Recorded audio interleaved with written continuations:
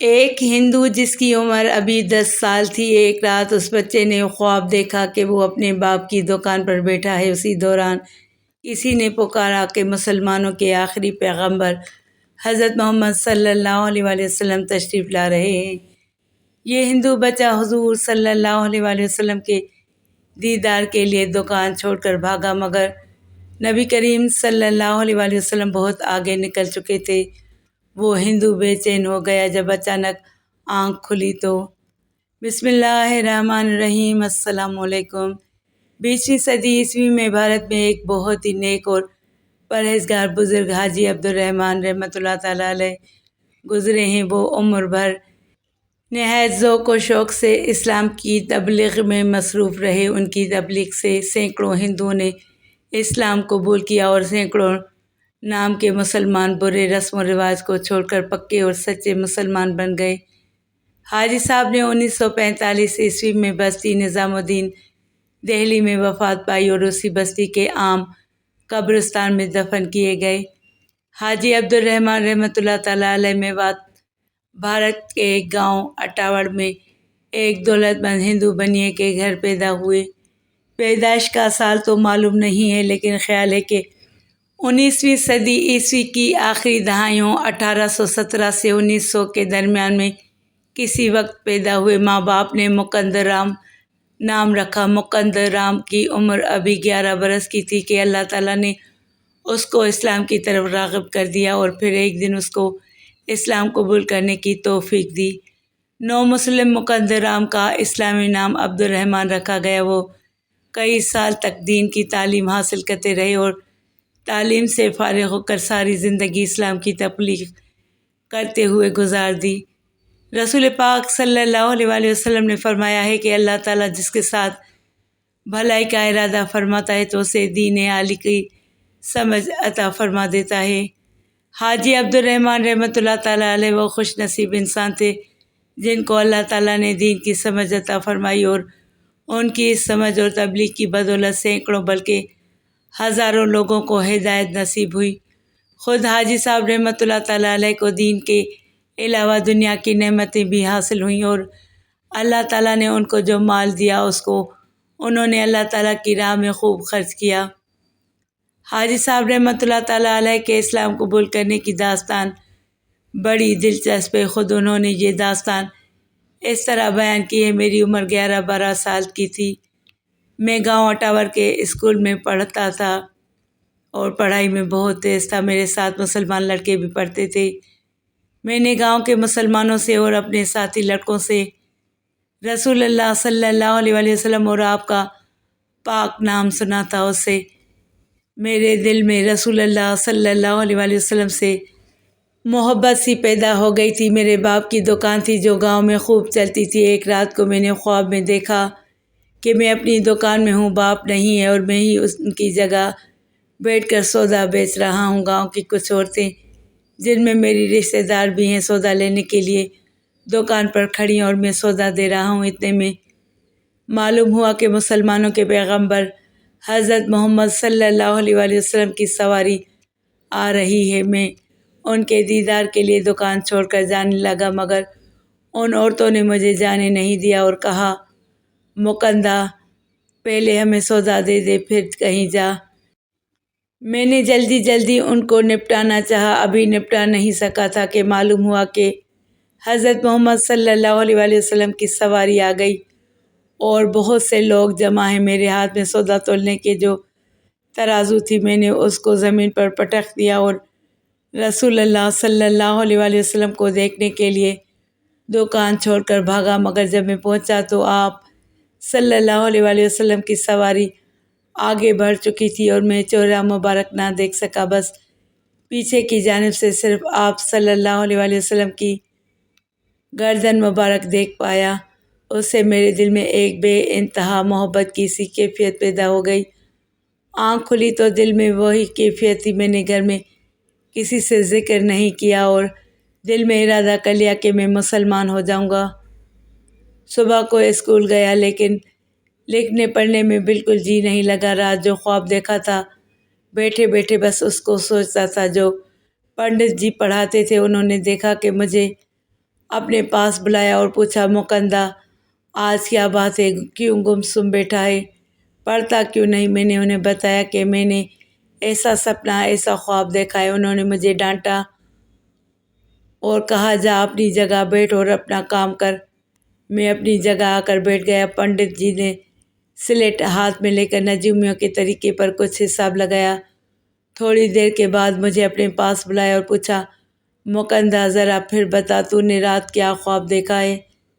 میں نے جو کچھ دیکھا تھا وہ انہیں پھر بتایا۔ انہوں نے پھر مجھے ڈانٹا اور کہا، جا اپنی جگہ بیٹھ، اپنا کام کر۔ میں آ کر بیٹھ گیا۔ پنڈت جی نے پھر سلیٹ پر اپنا کچھ حساب لگایا اور کچھ دیر بعد مجھے پھر بلایا اور رات کے خواب کا پھر پوچھا۔ جب میں نے بتایا تو پھر مجھے خوب ڈانٹا۔ کئی دفعہ ایسا ہی ہوا۔ جب اسکول کی چھٹی کا وقت آیا تو پنڈت جی میرے ساتھ میرے گھر آئے اور میرے باپ کو الگ بلا کر کہا کہ ایسا لگتا ہے کہ تیرا بیٹا مکندہ مسلمان ہو جائے گا۔ مجھے اس وقت کچھ معلوم نہیں ہوا کہ پنڈت جی نے میرے باپ سے کیا کہا، لیکن بعد میں مجھے معلوم ہوا کہ باپ نے میری ماں کو بھی بتا دیا۔ وہ دونوں بہت فکر مند اور پریشان ہو گئے۔ میرا اسکول جانا بھی بند کر دیا، مگر میں نے دل میں طے کر لیا کہ جو کچھ بھی ہو مجھے مسلمان ہونا ہے۔ اب میں دل ہی دل میں سوچنے لگا کہ مجھے کیا کرنا چاہیے اور کہاں چلے جانا چاہیے۔ میں اسی فکر اور ٹو میں رہتا تھا۔ میں نے کچھ مسلمانوں سے ذکر سنا تھا کہ دہلی کے پاس ایک بستی نظام الدین کے نام سے مشہور ہے، وہاں ایک بنگلے والی مسجد ہے، اس میں ایک میاں صاحب رہتے ہیں، بڑے نیک اور اللہ والے آدمی ہیں۔ جو کوئی ان کے پاس جائے اس کو اپنے پاس رکھ کر پڑھاتے ہیں اور کھلاتے پلاتے بھی ہیں۔ میں نے انہی کے پاس جانے کا ارادہ کر لیا۔ چپکے چپکے راستے کی معلومات حاصل کرتا رہا۔ پھر ایک دن موقع پا کر گھر سے ایک رقم لے کر نکل گیا اور کسی طرح بستی نظام الدین کی اس مسجد میں پہنچ گیا۔ گھر اور گاؤں والوں کو بالکل خبر نہ ہوئی کہ میں کہاں گیا۔ بعد میں معلوم ہوا کہ ماں باپ بہت دنوں تک روتے رہے۔ یہ بزرگ حضرت جی مولانا محمد الیاس رحمۃ اللہ تعالیٰ علیہ کے سب سے بڑے بھائی حضرت مولانا محمد میاں صاحب تھے۔ انہوں نے مجھے بڑی شفقت اور پیار سے رکھا، پڑھایا اور وہی میرے باپ اور ماں بن گئے اور میں بھی انہی کا ہو گیا۔ ان کی وفات کے بعد حضرت جی مولانا محمد الیاس رحمۃ اللہ تعالیٰ علیہ یہاں آ گئے۔ اس وقت سے انہی کے ساتھ ہوں۔ میں جو رقم گھر سے ساتھ لایا تھا، میں نے بہت دنوں تک حضرت مولانا محمد میاں صاحب سے اس کا ذکر نہیں کیا۔ پھر ایک دن بتا دیا۔ میں بنیے کا بیٹا تھا، جب کوئی نفع کا کام سامنے آیا میں نے وہ رقم اس میں لگا دی۔ اللہ تعالیٰ نے اس میں بہت برکت دی۔ جس کام میں لگائی بہت نفع ہوا۔ اللہ تعالیٰ کی توفیق سے اس کی راہ میں خرچ بھی کرتا رہا۔ یہ تو حاجی عبدالرحمن رحمۃ اللہ تعالیٰ علیہ کا اپنا بیان تھا۔ جن اصحاب نے ان کو دیکھا ہے وہ بتاتے ہیں کہ حاجی صاحب رحمۃ اللہ تعالیٰ علیہ نہایت پرہیزگار، عبادت گزار اور سخی بزرگ تھے۔ اسلام کی تبلیغ کا حد سے زیادہ شوق تھا۔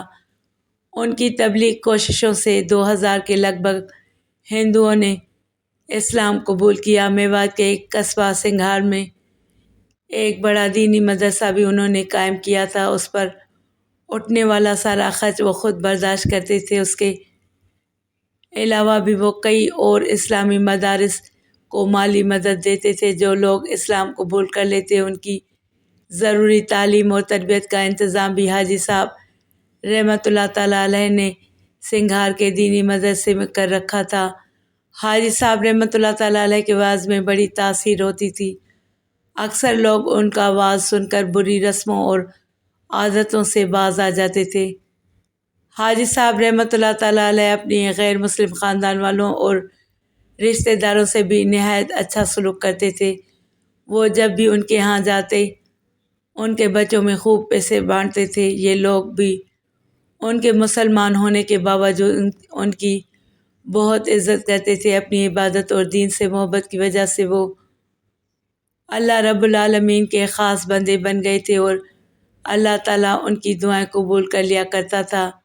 اس لیے ان سے دعا کرانے کے لیے لوگوں کا تانتا بندھا رہتا تھا۔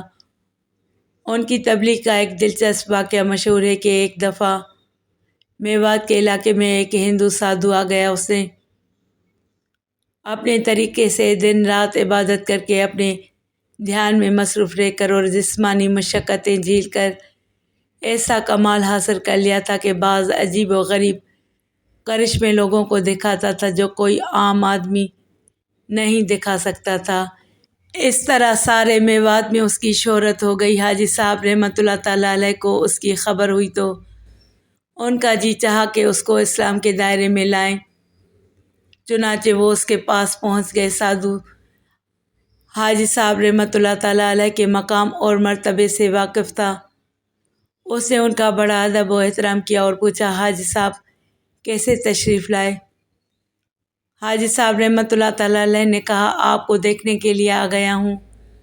پھر انہوں نے سادھو کے کرشموں پر حیرت ظاہر کرتے ہوئے فرمایا، سادھو جی آپ تو بڑے باکمال معلوم ہوتے ہیں کہ آپ سے ایسے حیران کرنے والے کرشمے ظاہر ہوتے ہیں۔ سادھو نے کہا، مالک کی مہربانی ہے ورنہ میں کیا چیز ہوں۔ حاجی صاحب رحمۃ اللہ تعالیٰ علیہ نے کہا، نہیں جی آپ تو بڑے باکمال ہیں، ہر ایک کو ایسا کمال حاصل نہیں ہو سکتا جو آپ کو حاصل ہے۔ جب خوب تعریف کر لی تو پوچھا، یہ کمال آپ کو کیسے حاصل ہوا؟ اس نے کہا، میرا ایک اصول ہے کہ جس چیز کو میرا جی چاہا وہ میں نے نہیں کی بلکہ اس کے خلاف کیا۔ اس کا نتیجہ یہ ہوا کہ مجھے اپنی طبیعت اور دل و دماغ پر قابو ہو گیا۔ اب میری طبیعت اور دل و دماغ میرے تابع ہیں، میں ان کے تابع نہیں۔ حاجی صاحب رحمۃ اللہ تعالیٰ علیہ نے فرمایا، بہت خوب، آپ نے جو اصول اختیار کیا اس نے آپ کو ایسا باکمال بنا دیا۔ کیا آپ کا جی اسلام لانے کو چاہتا ہے؟ سادھو نے کہا، بالکل نہیں۔ حاجی صاحب نے کہا، تو پھر ضرور اسلام قبول کریں ورنہ آپ کا اصول ختم ہو جائے گا اور ساری عمر کی محنت ضائع ہو جائے گی۔ اگر جی اسلام قبول کرنے کو چاہتا تو بالکل نہ کرتے، مگر جب جی قبول کرنے کو نہیں چاہتا تو ضرور اسلام قبول کریں ورنہ اصول ختم ہونے سے کمال بھی ختم ہو جائے گا۔ غرض حاجی صاحب نے سادھو کو ایسا گھیرا کہ وہ لاجواب ہو گیا اور اسی مجلس میں مسلمان ہو گیا۔ اس کو دیکھ کر اور بھی بہت سارے ہندوؤں نے اسلام قبول کر لیا۔ حاجی صاحب رحمۃ اللہ تعالیٰ علیہ 19 مارچ 1945 عیسوی کو اس دنیا سے رخصت ہو گئے۔ ناظرین، حضرت آدم علیہ السلام سب سے پہلے ہندوستان میں اترے، ان پر وحی کا آغاز بھی یہاں سے ہی ہوا۔ اس سے یہ بات ظاہر ہوتی ہے کہ یہی وہ ملک ہے جہاں خدا کی پہلی وحی نازل ہوئی۔ نور محمدی صلی اللہ علیہ وآلہ وسلم حضرت آدم علیہ السلام کی پیشانی میں امانت تھا۔ اس طرح محمد رسول اللہ صلی اللہ علیہ وآلہ وسلم کا ابتدائی ظہور اسی سرزمین پر ہوا۔ اس لیے آپ صلی اللہ علیہ وآلہ وسلم نے فرمایا، مجھے ہندوستان کی طرف سے ربانی خوشبو آتی ہے۔ امام حاکم نے المستدرک میں ہندوستان کے ایک بادشاہ سے متعلق ایک روایت بھی نقل کی ہے کہ اس نے نبی کریم صلی اللہ علیہ وآلہ وسلم کی خدمت عالیہ میں ایک ہدیہ پیش کیا۔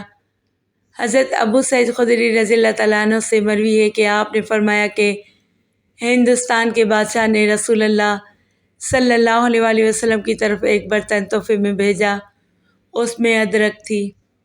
نبی کریم صلی اللہ علیہ وآلہ وسلم نے اس کو اپنے اصحاب رضوان اللہ تعالیٰ علیہم اجمعین کو ٹکڑے ٹکڑے کر کے کھلایا اور مجھے بھی اس میں سے حصہ دیا۔ نبی کریم صلی اللہ علیہ وآلہ وسلم کے آزاد کردہ غلام حضرت ثوبان رضی اللہ تعالیٰ عنہ سے مروی ہے کہ آپ صلی اللہ علیہ وآلہ وسلم نے فرمایا کہ میری امت میں سے 2 گروہ وہ ہیں جن کو اللہ تعالیٰ نے جہنم کی آگ سے محفوظ فرمایا ہے، ایک وہ گروہ جو ہند پر حملہ آور ہوگا اور ایک وہ گروہ جو حضرت عیسیٰ بن مریم علیہ السلام کے ساتھ ہوگا۔ اللہ پاک ہمیں نیک اعمال کرنے کی توفیق عطا فرمائے اور ہمارا خاتمہ ایمان پر فرمائے، آمین۔ ناظرین، کمنٹ باکس میں اللہ تعالیٰ کے 99 ناموں میں سے ایک نام ضرور ٹائپ کریں۔